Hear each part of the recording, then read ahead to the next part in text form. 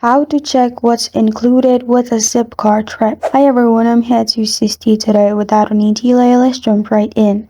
In the official Zipcar's website, there is article of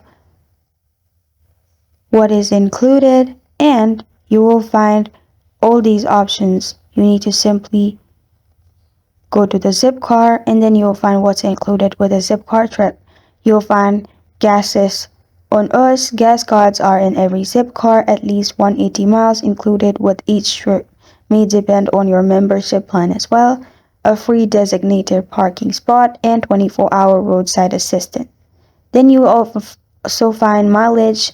You'll find mileage, select the country, and then you'll find light, standard, and plus.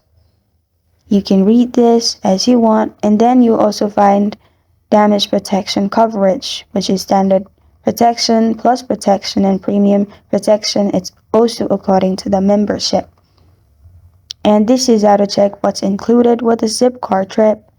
Thank you for joining me today. If this video helps you out, please leave a like and subscribe for more. Got a question or want to suggest a topic? Comment below. Thank you for watching.